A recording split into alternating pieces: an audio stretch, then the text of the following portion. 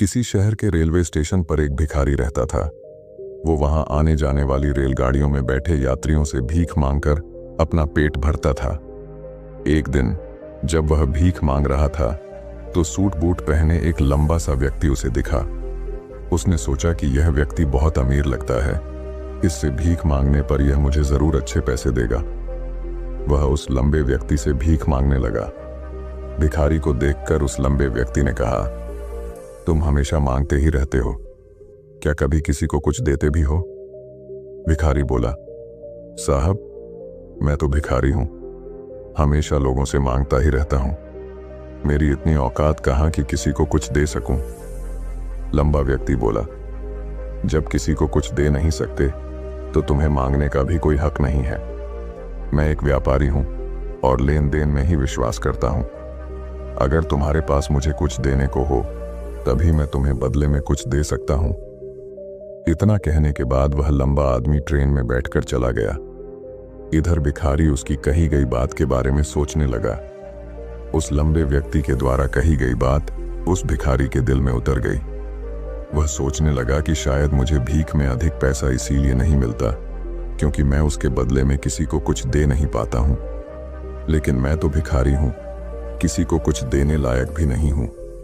लेकिन कब तक मैं लोगों को बिना कुछ दिए केवल मांगता ही रहूंगा?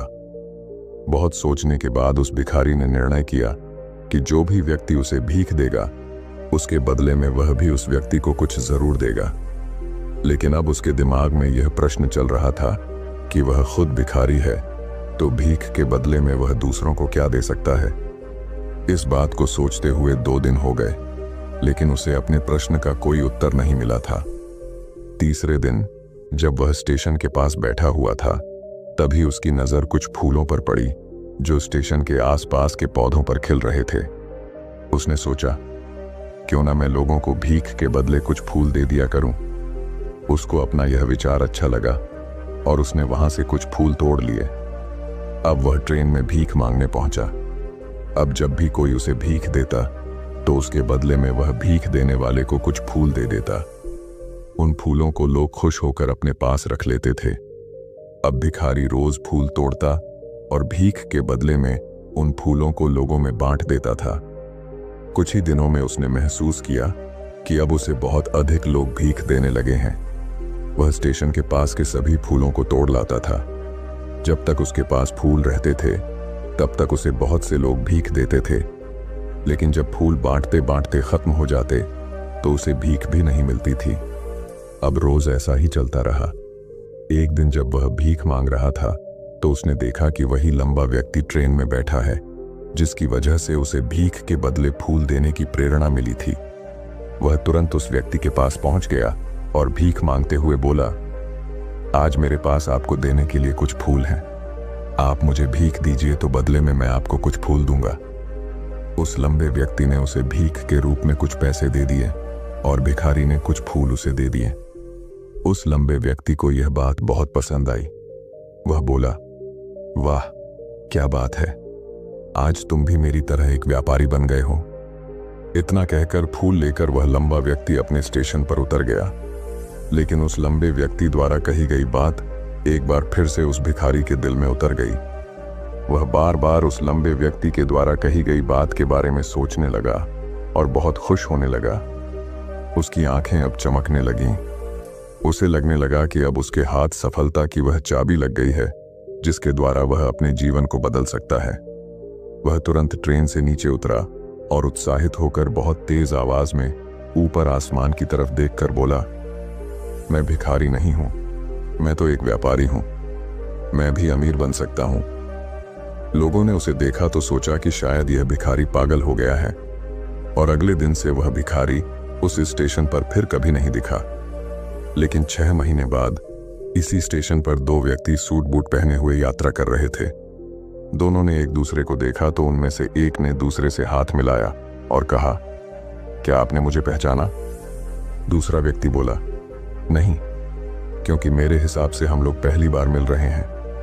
पहला व्यक्ति बोला, नहीं, आप याद कीजिए, हम पहली बार नहीं बल्कि तीसरी बार मिल रहे हैं। दूसरा व्यक्ति बोला, मुझे याद नहीं, वैसे हम पहले 2 बार कब मिले थे? अब पहला व्यक्ति मुस्कुराया और बोला, हम पहले भी 2 बार इसी ट्रेन में मिले थे। मैं वही भिखारी हूं जिसको आपने पहली मुलाकात में बताया कि मुझे जीवन में क्या करना चाहिए, और दूसरी मुलाकात में बताया कि मैं वास्तव में कौन हूं। दूसरा व्यक्ति मुस्कुराया और अचंभित होते हुए बोला, ओ, याद आया, तुम वही भिखारी हो जिसे मैंने एक बार भीख देने से मना कर दिया था और दूसरी बार मैंने तुमसे कुछ फूल खरीदे थे। लेकिन आज तुम ये सूट बूट में कहाँ जा रहे हो और आजकल क्या कर रहे हो? तब पहला व्यक्ति बोला, हाँ, मैं वही भिखारी हूं, लेकिन आज मैं फूलों का एक बहुत बड़ा व्यापारी हूं और इसी व्यापार के काम से ही दूसरे शहर जा रहा हूं। कुछ देर रुकने के बाद वह फिर बोला, आपने मुझे पहली मुलाकात में प्रकृति का वह नियम बताया था जिसके अनुसार हमें तभी कुछ मिलता है जब हम कुछ देते हैं। लेन देन का यह नियम वास्तव में काम करता है। मैंने यह बहुत अच्छी तरह महसूस किया है, लेकिन मैं खुद को हमेशा भिखारी ही समझता रहा। इससे ऊपर उठकर मैंने कभी सोचा ही नहीं।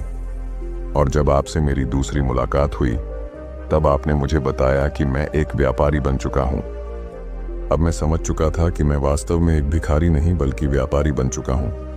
मैंने समझ लिया था कि लोग मुझे इतनी भीख क्यों दे रहे हैं, क्योंकि वह मुझे भीख नहीं दे रहे थे बल्कि उन फूलों का मूल्य चुका रहे थे। सभी लोग मेरे फूल खरीद रहे थे क्योंकि इससे सस्ते फूल उन्हें कहाँ मिलते। मैं लोगों की नज़रों में एक छोटा व्यापारी था, लेकिन मैं अपनी नज़रों में एक भिखारी ही था। आपके बताने पर मुझे समझ आ गया कि मैं एक छोटा व्यापारी हूँ। मैंने ट्रेन में फूल बांटने से जो पैसे इकट्ठे किए थे उनसे बहुत से फूल खरीदे और फूलों का व्यापारी बन गया। यहाँ के लोगों को फूल बहुत पसंद है और उनकी इसी पसंद ने मुझे आज फूलों का एक बहुत बड़ा व्यापारी बना दिया। दोनों व्यापारी अब खुश थे और स्टेशन आने पर साथ उतरे और अपने अपने व्यापार की बात करते हुए आगे बढ़ गए। दोस्तों, इस कहानी से हमें बहुत कुछ सीखने को मिलता है। कहानी में लंबा व्यापारी गिव एंड टेक के नियम को बहुत अच्छी तरह जानता था।